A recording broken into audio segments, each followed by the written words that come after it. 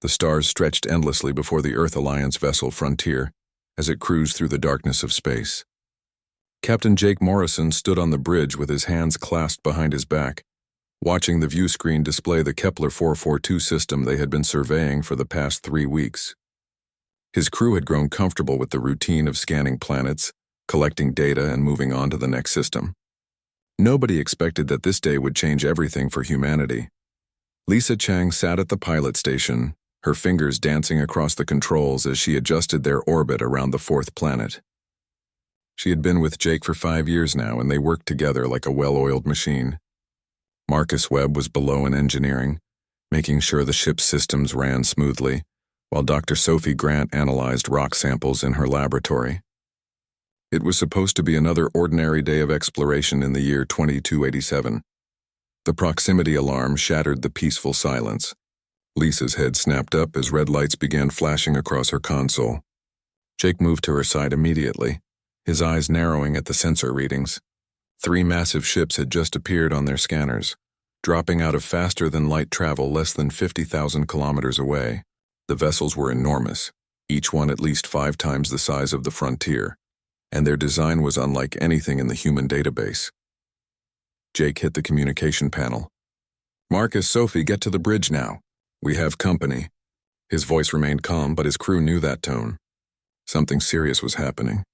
Within minutes, both crew members rushed onto the bridge, their faces showing concern as they saw the unknown ships on the view screen. The largest of the 3 vessels moved forward, its hull covered in strange symbols that glowed with an eerie blue light. A communication signal pierced through their systems, and Jake nodded to Lisa to accept it. The view screen shifted, showing a creature that made Sophie gasp. It stood over 2 meters tall, with scaled reptilian skin that shimmered between green and gold. Its eyes were vertical slits that seemed to look right through them, and when it spoke, its voice came through the translator with a deep, resonating authority. "I am Ambassador Zithrak of the Viridian Empire. You are representatives of the species known as humans." The creature stated this as fact, not as a question. Jake stepped forward, straightening his uniform. "I am Captain Jake Morrison of the Earth Alliance. We come in peace and mean no harm to anyone. We are simply exploring this region of space." Zithrak's mouth curved into what might have been a smile, but it looked more like a predator baring its teeth. "Your intentions are irrelevant. The Viridian Empire has ruled this galaxy for over 3,000 years. We control 70% of all known space and govern hundreds of species. You have entered territory that falls under our jurisdiction. All sentient species must submit to imperial rule. This is not negotiable." Marcus moved closer to Jake, whispering urgently, "Captain, their weapons are powered up. I'm reading energy signatures that could tear us apart in seconds." Jake nodded slightly but kept his eyes on Zithrak. "What exactly does submission mean?" he asked, though he already suspected he would not like the answer. The Viridian ambassador's expression remained cold and commanding. "All human colonies must cease expansion immediately. You will accept Viridian governors to oversee your worlds. Your military forces will be disbanded and absorbed into imperial service. You will pay tribute to the Empire in resources and technology. Finally, all humans will accept their place in the galactic hierarchy under Viridian rule. You have 30 Earth days to comply. Failure to do so will result in the complete annihilation of your species." The bridge fell silent. Sophie looked horrified, her hand covering her mouth. Lisa's knuckles turned white as she gripped her console. Marcus's jaw clenched tight enough to crack teeth. Jake felt anger rising in his chest, hot and fierce. He had spent his entire career exploring the stars, dreaming of the day humanity would meet other intelligent life. He had imagined friendship, cooperation, shared knowledge. He had never imagined this. "That's not going to happen." Jake's voice came out steady and strong. "Humanity will never submit to slavery, no matter how powerful you claim to be. We are free people and we will remain free. You can take that message back to your empire." Zithrak's eyes narrowed dangerously. "You do not understand the situation, human? The Empire has conquered civilizations far older and more advanced than yours. We have weapons that can destroy entire star systems. We have fleets that number in the tens of thousands. Your species has barely left its home system. You cannot possibly resist us, maybe we can't," Jake admitted, taking another step toward the view screen. "But we're sure going to try. I will not sell out my species because you show up with big ships and make threats. Take your ultimatum and leave our space. For a moment, Zythrak simply stared at him. Then the ambassador made a gesture with his clawed hand. You have made a poor choice, Captain Morrison. Since you refuse to see reason, we will provide a demonstration of imperial power. Consider this a lesson in humility. The communication cut off, and immediately the frontier shook violently. Alarms screamed throughout the ship as Marcus ran back toward engineering. Lisa fought with her controls, trying to stabilize their position. Sophie grabbed onto a railing to keep from falling. Jake held steady, watching as one of the Viridian ships fired a purple beam of energy that struck their faster-than-light drive. Marcus's voice came over the intercom, filled with panic. Captain, they've completely fried our FTL drive. We're dead in space. It will take months to repair this damage, maybe longer. We can't jump away from here. Jake slammed his fist against the arm of his captain's chair. Lisa, can we run on impulse engines? She checked her systems and shook her head. We could try, but they'd catch us in minutes. We're not going anywhere fast. Sophie moved to the science station, her fingers flying across the controls. Captain, I might be able to rig the quantum communicator to send a message back to Earth. If I boost the signal with power from our weapon systems, I can punch through their jamming for maybe 10 seconds. It's not much, but it's something. Do it. Jake ordered immediately. Send everything we've recorded about these Viridians. Earth needs to know what's coming. Sophie worked frantically, sweat beading on her forehead as she rerouted power systems. Marcus helped from engineering, diverting every available ounce of energy to the communicator array. Message away, Sophie said finally, slumping back in her chair. I hope someone was listening. The Viridian ships moved closer, surrounding the frontier. Zithrak's voice came through their speakers again. You will be taken aboard our flagship as prisoners. Your vessel will be towed to a holding facility. Perhaps time in captivity will teach you the futility of resistance. You should have accepted our generous offer, Captain Morrison. Now you will witness the full might of the Viridian Empire before your species is crushed. Jake looked at his crew, seeing fear, but also determination in their eyes.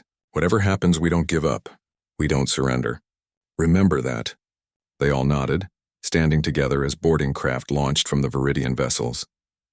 As armored soldiers teleported onto their bridge, Jake took one last look at the stars through the view screen. Humanity had finally met aliens, and they had come as conquerors. But Jake Morrison was not about to let his species go quietly into slavery. Somewhere out there, Earth was receiving their warning. Somewhere out there, humanity would prepare to fight. The Viridians thought this was over, but Jake knew better. This was only the beginning. The emergency signal from the frontier arrived at Earth Defense Command headquarters in Geneva at 3 a.m. Admiral Catherine Price was still awake in her office, reviewing tactical reports when the communication officer burst through her door without even knocking. The young man's face was pale and his hands shook as he handed her the data chip containing Captain Morrison's message. Catherine plugged it into her terminal and watched the recording twice.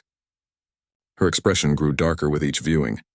The Viridians were everything humanity had feared might exist out there among the stars. A massive empire with superior technology and no interest in peaceful coexistence. They wanted submission or they would bring extinction. She grabbed her phone and started making calls. Within an hour, President Daniel Hayes and the entire Earth Alliance Security Council were assembled in the emergency situation room deep beneath the headquarters. The council chamber filled with heated arguments as soon as Catherine finished playing. Morrison's message. Senator Paul Garrett stood up, his voice rising above the others. We cannot fight this. Did you see the size of those ships? Did you hear what that alien said? They control 70% of the galaxy. They have thousands of ships. We have barely 300 vessels in our entire fleet, and most of those are exploration ships, not warships. If we fight, they will kill every human being alive. President Hayes raised his hand for silence. The room quieted, though tension hung thick in the air. What are our options, Admiral? He asked, turning to Catherine. She stood and activated the large display screen, showing star maps and fleet positions. We have 2 realistic options, Catherine said, her voice steady and professional. Option 1 is to accept their terms. We submit to Viridian rule, accept their governors, disband our military, and become just another conquered species in their empire. We live as slaves, but we live. Option 2 is to fight. Yes, we are outnumbered and outgunned. Yes, we will likely lose, but we fight on our own terms and we make them pay for every inch of space they take from us. Senator Garrett shook his head violently. That's not a choice, that's suicide. We have families, children, billions of people depending on us to make the smart decision. Sometimes surrender is the only logical option. Catherine's eyes flashed with anger. I have family too, Senator. I have a daughter and 2 grandchildren living on Mars. Do you think I want them growing up under alien occupation? But I also know that some things are worth dying for. Freedom is one of them. President Hayes leaned forward, studying Catherine carefully. You have something else in mind. I can see it in your eyes. What aren't you telling the council? Catherine took a deep breath and entered her security code into the display panel. A new set of files appeared, marked with the highest classification level. For the past 8 years, I have been overseeing a black operations program called Project Sentinel. We kept it secret because we did not want to alarm the public. But some of us in the military always suspected that first contact might not be peaceful. We prepared for this scenario. The display showed weapon systems, tactical plans, and orbital defense networks that nobody in the council except the president had ever seen. Hidden throughout Earth's solar system were hundreds of automated weapons platforms, minefields, and defense stations. Humanity's military was much larger than the public knew. This still doesn't solve our main problem, Senator Garrett argued. Even with all these secret weapons, we are still facing an empire that has been conquering galaxies for thousands of years. What can we possibly do that will make a difference? The door to the Situation Room opened and a younger man in a military uniform entered. Lieutenant Commander Alex Turner was lean and sharp-eyed, with the quiet confidence of someone who had seen combat and survived. He saluted the president and then moved to stand beside Catherine. Alex is the head of our Special Operations Division, Catherine explained. He has a proposal that might give us a fighting chance. Alex activated another section of the display, showing tactical analyses and behavioral studies. The Viridians have one major weakness that Captain Morrison's message revealed. They are arrogant. They have been the dominant power for so long that they do not expect real resistance.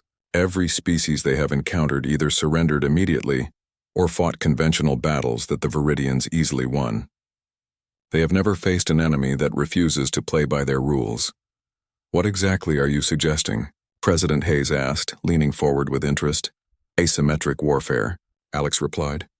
We cannot beat them in a straight fight, so we do not fight straight. We use guerrilla tactics, hit-and-run attacks, sabotage, and psychological operations. We make them think twice about every move they make. More importantly, we gather intelligence. Captain Morrison and his crew are prisoners on a Viridian ship. If we can rescue them and get access to enemy technology and information, we can find weaknesses to exploit. Senator Garrett laughed bitterly. You want to send a rescue mission deep into enemy territory? That's insane. It's a suicide mission, maybe, Alex admitted. But it's a suicide mission with a purpose. While we keep the Viridians busy dealing with us, we buy time for our scientists and engineers to study their technology and develop countermeasures. Every day we survive is another day to prepare and adapt.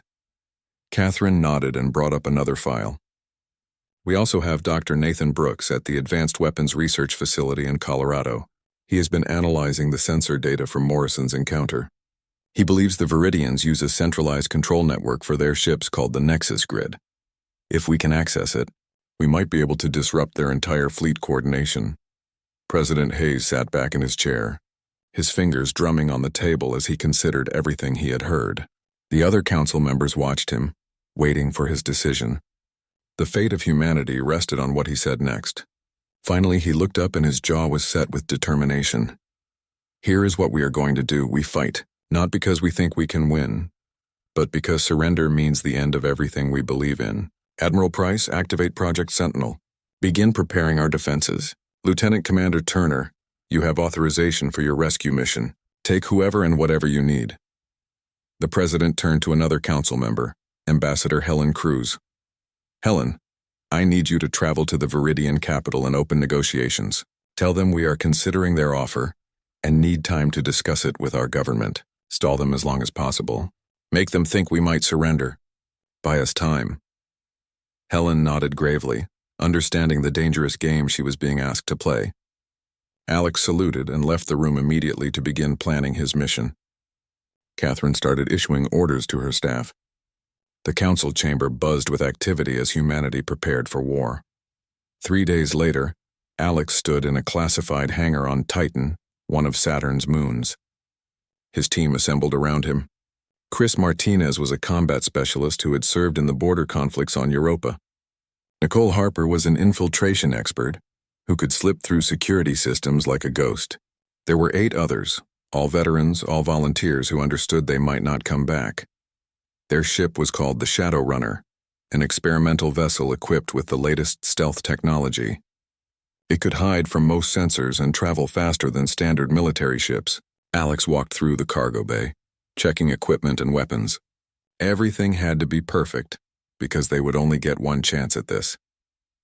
Dr. Brooks had given them a crash course on Viridian technology based on the limited data from Morrison's encounter. Nicole had studied their language and customs. Chris had planned attack strategies for various scenarios.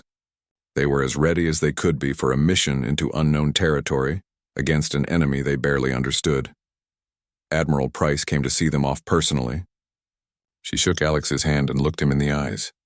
"Bring our people home," she said simply, "and find us a way to hurt these bastards." Alex nodded and boarded the Shadow Runner with his team. The hangar doors opened to reveal the stars beyond. Their destination was Zendara Prime, the capital of the Viridian Empire, located over 200 light-years from Earth. It would take them 3 weeks to get there even with their advanced engines. 3 weeks to prepare for what might be humanity's most important mission. As the Shadow Runner launched into the darkness, Alex looked at his team. They were scared but determined. They knew the odds were against them. They knew they might die far from home, but they also knew that sometimes the hardest choices were the only choices worth making. Humanity would not go quietly into slavery. They would fight, and this mission was the first strike in a war that would reshape the galaxy. The Shadow Runner dropped out of faster-than-light travel at the edge of the Zendara Prime system, and Alex immediately ordered all stealth systems to maximum power. The capital of the Viridian Empire appeared before them like a jewel hanging in space. The entire planet was covered in cities that glowed with billions of lights, and hundreds of ships moved in carefully controlled patterns around orbital stations. Nicole studied the sensor readings with wide eyes. "This place is massive," she whispered. "There must be trillions of beings living down there."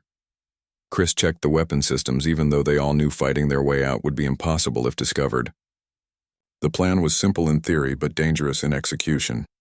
They would pose as traders from a conquered species, slip down to the planet's surface, make contact with any resistance groups, and gather intelligence on where Captain Morrison was being held. Alex had purchased fake identification documents and a cover story from a black market dealer on Proxima Station, though he was not entirely sure they would hold up under serious scrutiny. The Shadow Runner joined a queue of civilian ships waiting for clearance to enter the planet's atmosphere.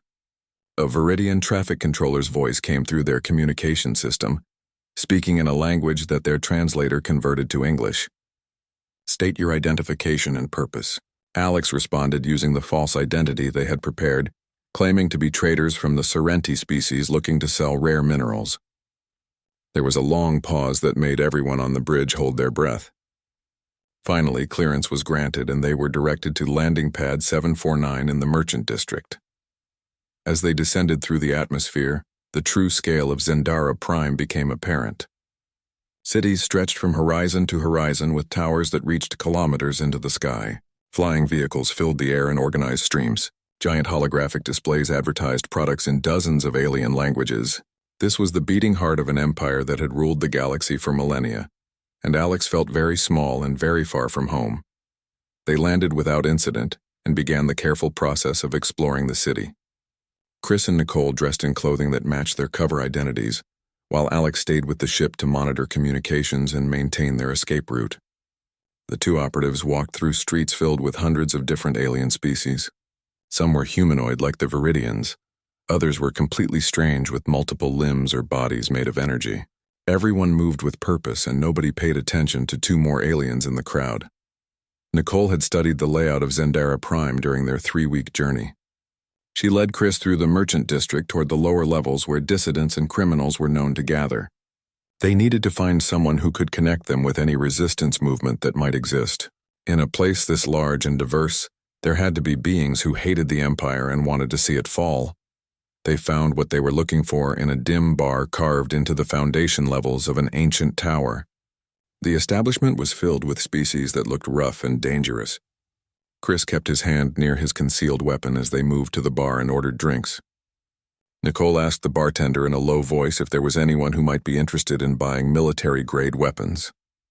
The bartender, a four-armed creature with crystalline skin, studied them for a long moment before nodding toward a corner booth.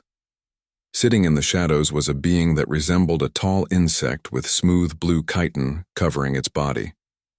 Its multifaceted eyes watched them approach without blinking. Nicole and Chris sat down across from the creature and waited. Finally, it spoke in a clicking voice that the translator rendered as careful and precise. "You are not Sorrenti. You are human. I recognize your species from the Imperial bulletins. You are the ones who refuse to submit." Chris tensed, ready to fight or run. Nicole remained calm and leaned forward. "That's right. We're human, and we're looking for others who hate the Empire as much as we do. We're looking for the resistance." The insect creature was silent for several heartbeats. Then it made a sound that might have been laughter.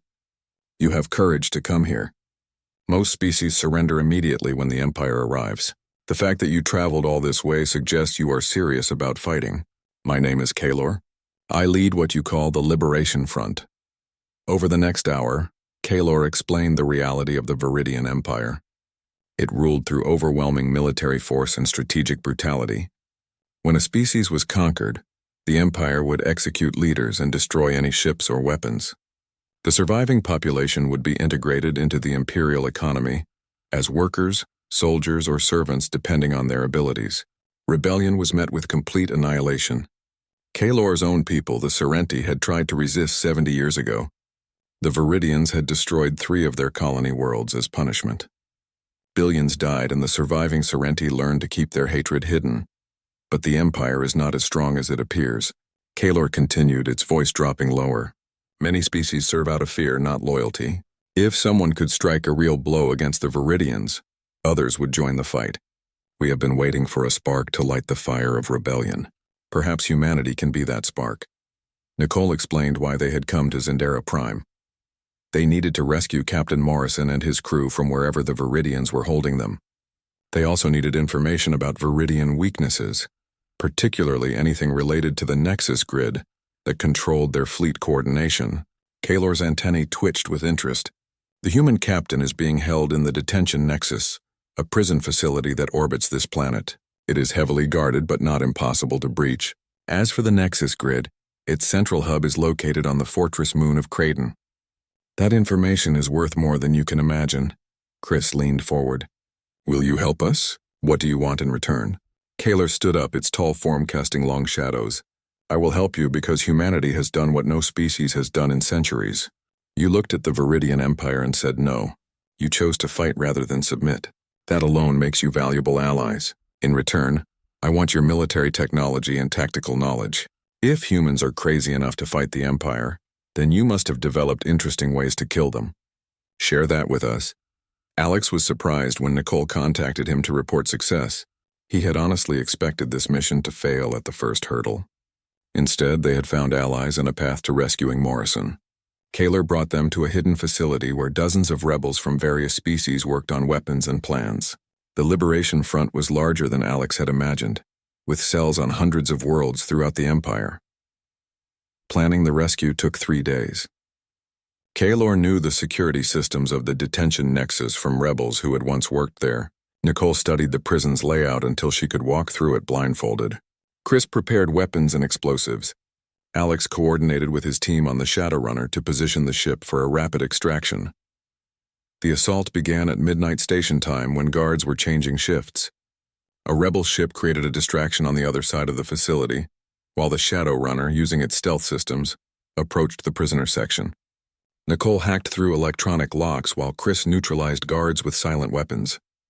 They moved through corridors filled with cells holding beings from across the galaxy, all imprisoned for opposing the Empire in various ways. They found Captain Morrison and his crew in a high-security wing. Jake looked thinner and had bruises on his face, but his eyes lit up when he saw humans in combat gear. Lisa, Marcus, and Sophie were in adjacent cells. Nicole worked frantically to override the locking mechanisms while alarms began blaring throughout the facility. Chris held the corridor against responding guards, his rifle barking in controlled bursts. Get them to the ship. Alex's voice crackled over the radio. Viridian fighters are launching. We have maybe 5 minutes before this place is swarming with hostiles. They ran through the prison with freed prisoners and rebel fighters covering their escape. Kaelor personally led the rear guard, holding off Viridian soldiers with weapons that spat green plasma. Several rebels fell during the fighting, sacrificing themselves so the others could reach the Shadow Runner. Jake helped Lisa, who had been injured during captivity. Marcus carried Sophie, who was too weak to run on her own. The Shadow Runner's engines roared to life as they scrambled aboard. Kaelor was the last to enter, its chitin armor scorched from plasma hits. Alex pushed the stealth ship to its limits, dodging fire from defense platforms as they climbed away from the detention nexus. Viridian fighters pursued but could not lock onto their sensor-masked hull. The Shadow Runner jumped to faster-than-light speed just as a heavy cruiser arrived to cut off their escape. In the cargo bay, Jake sat against a wall catching his breath. He looked at Alex with respect and gratitude. You came a long way to get us. Thank you does not seem adequate. Alex smiled grimly. Thank us when we make it home. Right now we need everything you learned during your captivity. We found out the Nexus Grid's central hub is on Kraton. If we can hit that target, we might actually have a chance to hurt these bastards. Jake's expression turned serious. Then we need to move fast. I overheard the guards talking. The Viridians are sending a massive fleet to Earth. Fleet Commander Vexar stood on the bridge of his flagship, watching Earth grow larger on the view screen. Behind his vessel stretched an armada of 500 warships, each one capable of destroying cities with a single volley. This would be a quick and brutal lesson to any species that dared refuse the Empire's authority. The humans had embarrassed the Viridians by rescuing their captain and collaborating with rebels. Such defiance could not be tolerated, or it would spread like a disease throughout the conquered territories. Vexar was a veteran of countless campaigns and had personally overseen the subjugation of 47 species during his long career. He had seen every type of resistance, from desperate last stands to clever guerrilla tactics. None of it had ever mattered because the Empire's resources were simply too vast. Today would be no different. The humans would watch their homeworld burn, and then they would beg for mercy. He broadcast his ultimatum on all frequencies so every human in their solar system could hear his words. People of Earth, this is Fleet Commander Vexar of the Viridian Empire. You have committed acts of war against us by freeing prisoners and conspiring with terrorist organizations. Your defiance ends now. Surrender Captain Morrison and all those who participated in his rescue within 1 hour, or we will reduce your planet to ash. This is your only warning. Admiral Catherine Price received the message in the command center deep beneath Geneva. Around her, dozens of officers monitored screens showing the Viridian fleet's position and the disposition of Earth's forces. She had activated Project Sentinel 3 weeks ago when Alex's mission launched. Every hidden weapons platform, every concealed minefield, every automated defense system was now online and ready. The public did not know the full extent of Earth's military preparations. The Viridians were about to find out. Catherine opened a channel directly to Vexar's flagship. Her image appeared on his view screen and she met his alien eyes without flinching. This is Admiral Catherine Price of the Earth Defense Command. We will not surrender our people to you. We will not submit to your empire. If you want Earth, you will have to take it, and I promise you will pay a price you never expected. Vexar's expression showed contempt mixed with curiosity. You are brave, Admiral, but bravery without power is meaningless. Do you truly believe your primitive weapons can stand against the might of the Empire? We have destroyed civilizations far more advanced than yours. You cannot win this battle. Catherine smiled coldly. Maybe not, but we are going to make you regret coming here. She cut the transmission and turned to her officers. All units engage at will. Show them what happens when you threaten humanity. The Viridian fleet advanced in their traditional formation, a massive wedge designed to concentrate firepower on a single point. They expected to sweep aside any resistance and establish orbital dominance within an hour. Instead, they flew directly into a carefully prepared killing field. Thousands of mines that had been drifting silently in space suddenly activated, their sensors locking onto the nearest Imperial ships. Explosions rippled through the Viridian vanguard as mines detonated against shields and hulls. Before the fleet could recover from the initial surprise, weapons platforms hidden on asteroids and small moons opened fire. Missile swarms streaked through space from dozens of directions. Kinetic kill vehicles accelerated to incredible speeds and slammed into enemy ships like hammers. Automated attack drones that had been powered down and invisible to sensors came to life and swarmed around Viridian vessels like angry insects.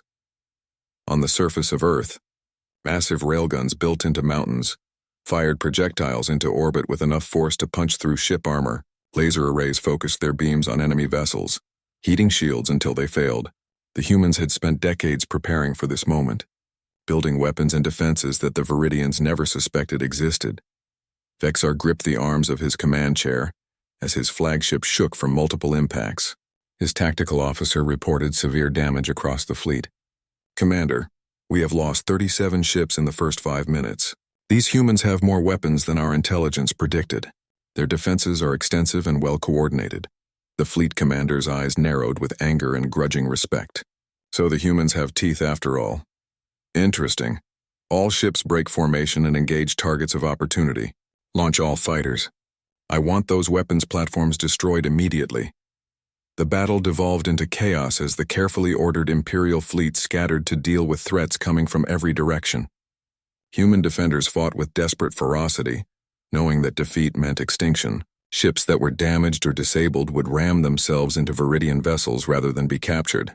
Fighter pilots flew suicide runs against enemy cruisers. Every weapon, every tactic, every trick humanity had developed was thrown into the fight. Admiral Price commanded from the bridge of the UED's Defiance, her flagship that coordinated the entire defense.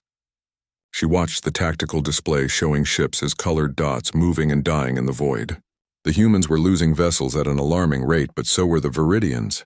For every human ship destroyed, 2 or 3 Imperial vessels were crippled or killed. This was exactly the kind of battle Catherine had planned for. A brutal exchange where humanity's willingness to sacrifice everything made up for their technological disadvantage. Commander Lucy Bennett led a squadron of fighters in a daring attack on Vexar's flagship. Her voice came across the radio, calm and determined even as defensive fire filled the space around her. "All wings with me. We are going for the big one. Target the main weapons array. If we can knock that out, the fleet has a chance." Lucy's fighters dodged through a storm of plasma bolts and missiles. Half her squadron died in the first minute of the attack run. She kept going. Her targeting system locked on the massive weapons platform that dominated the flagship's forward section. Her fighter shuddered as shots hit her shields and then punched through to damage her engines. She did not pull away. Instead, she diverted all power to her thrusters and aimed her dying ship directly at the target. The fighter struck the weapons array at tremendous speed, its remaining missiles detonating on impact. The explosion tore through the flagship's forward section, destroying the main guns and killing hundreds of Viridians. Commander Bennett died instantly, but her sacrifice bought humanity precious time. Vexar's flagship went dark as backup systems struggled to restore power. On Earth's surface, Captain Jake Morrison worked with Dr. Nathan Brooks in the weapons research facility. They had analyzed all the intelligence gathered from Zendara Prime and combined it with data from the ongoing battle. Nathan believed he could create a virus that would infiltrate the Nexus grid if they could deliver it directly to the central hub on Kraton. The problem was getting there through a war zone, while the entire Viridian military was on high alert. Jake studied the tactical maps showing the battle raging in Earth's orbit. Alex and his team from the Shadowrunner had returned just before the Viridian fleet arrived. Now Alex volunteered for another impossible mission. "Give me the virus and a fast ship. I will get it to Kraton. We do not have any other choice. If we do not disrupt their command network, they will eventually overwhelm our defenses through sheer numbers." Catherine approved the mission even though it was essentially suicide. Alex assembled his team one more time. Chris Martinez stood ready despite the bandages covering wounds from their last mission. Nicole Harper checked her equipment with steady hands. Captain Morrison insisted on joining them. "This is my fight too," he said simply. "I started this when I refused their first demand. I want to be there when we finish it." The 4 operatives boarded a captured Viridian corvette that Nicole had spent days learning to operate. The small ship was fast and armed with Imperial identification codes that might let them slip through the chaos of battle. They launched from Earth while explosions lit up the sky above them. The battle was reaching its peak with ships dying by the dozens on both sides. Admiral Price watched them go and then turned back to the fight. The Viridian fleet was pulling back, regrouping after taking unexpectedly heavy losses. Vexar's flagship had restored power, and the fleet commander broadcast a message to his forces. All ships rally to my position. We will crush these humans with overwhelming firepower, show them the true might of the Empire. But something had changed in the Viridian ranks. They had expected an easy victory, and instead found themselves in a brutal slugfest with an enemy that refused to die. Ship captains who had always believed in Imperial invincibility now questioned whether this fight was worth the cost. Vexar noticed the hesitation among his subordinates, and it filled him with cold fury. The humans had done more than hurt his fleet. They had planted seeds of doubt in minds that had never questioned before. Catherine saw the Viridian fleet forming up for another assault and knew that Earth's defenses could not hold forever.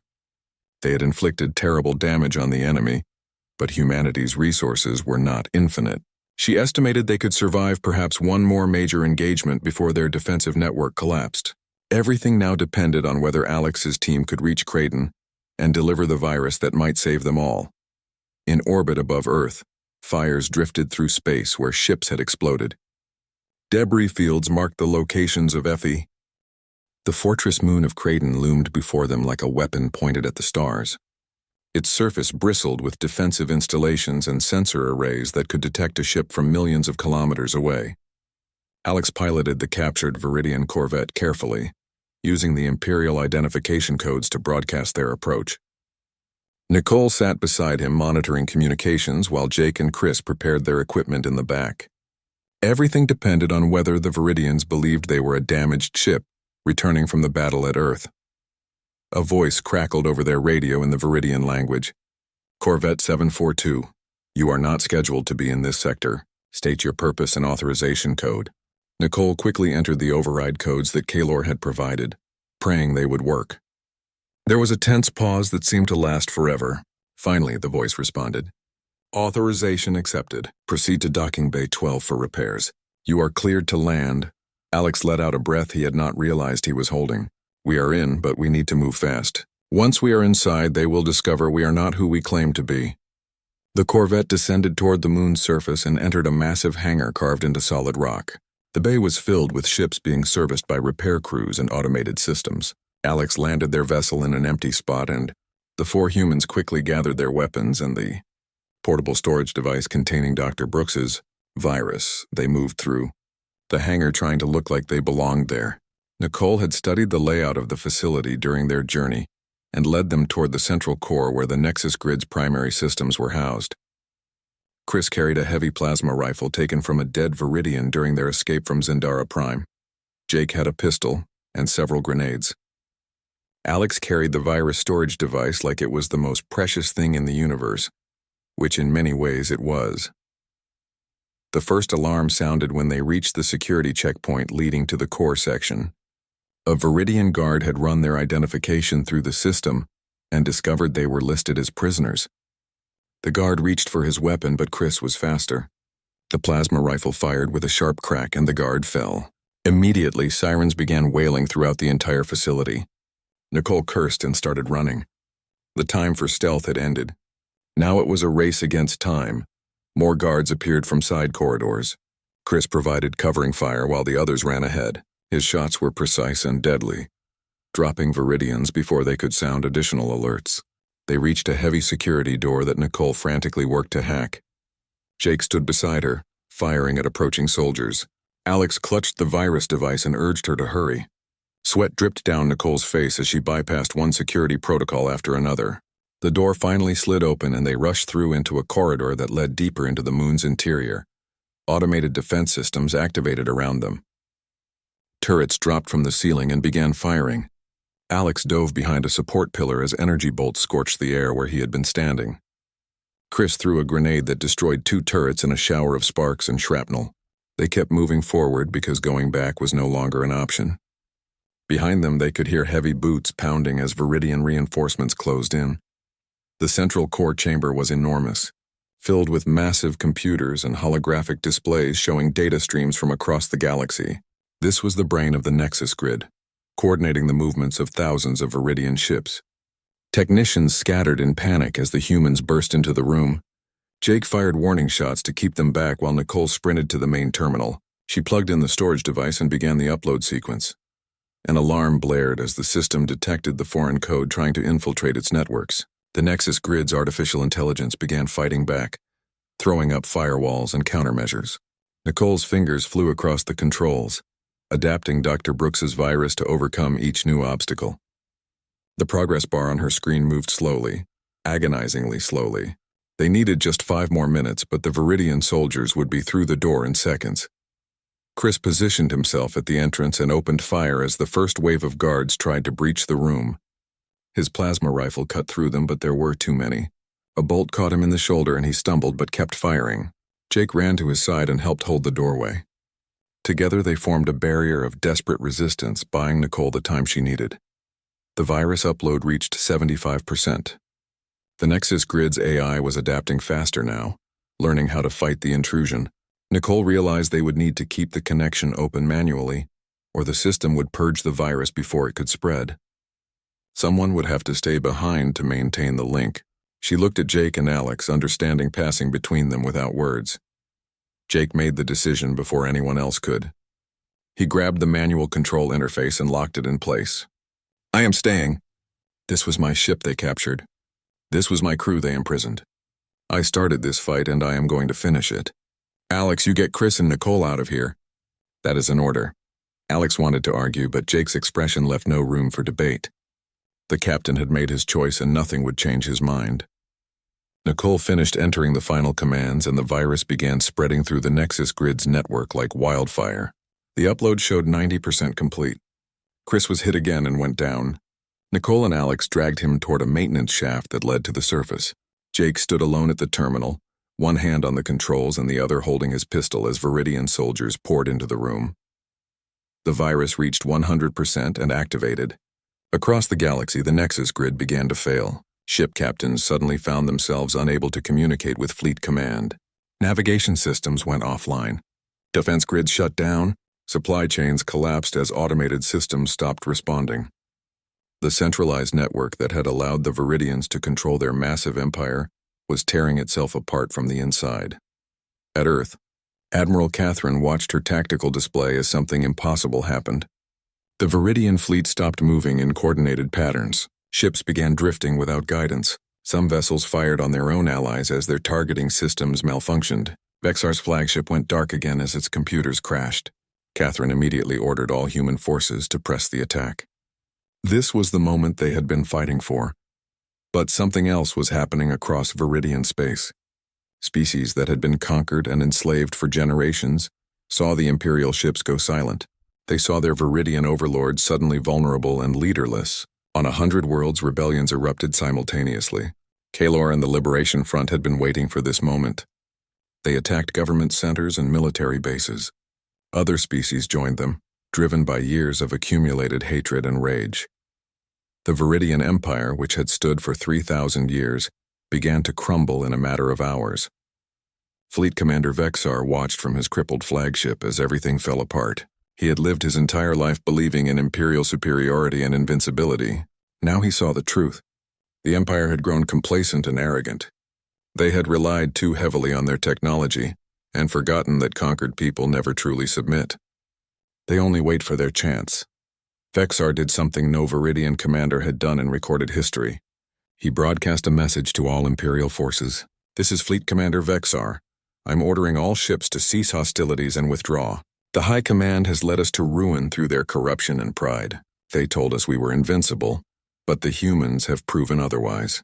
They showed us that even the smallest species can be dangerous if they refuse to surrender. I will not sacrifice more lives for an empire that is already dead." The remaining Viridian ships around Earth turned and began jumping to faster-than-light speed. They were not retreating to regroup. They were going home to deal with the chaos consuming their territory.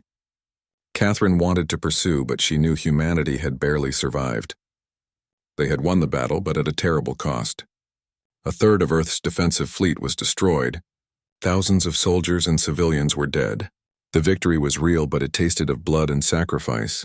Alex, Nicole, and a badly wounded Chris made it back to their corvette and escaped Creighton minutes before the Fortress Moon's remaining defenses came back online.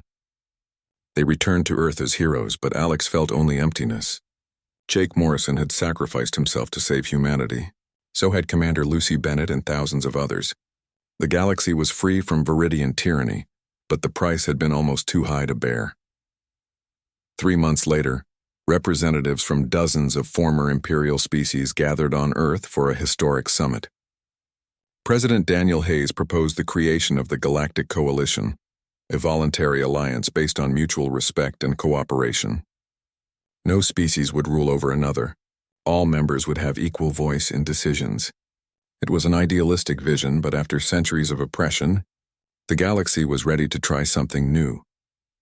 Admiral Catherine retired from military service and was replaced by Alex Turner as the new head of Earth Defense Fleet. On his first day, Alex stood on the bridge of the EDS Morrison, a new ship named in honor of the captain, who had refused to surrender. Through the view screen, he could see ships from 20,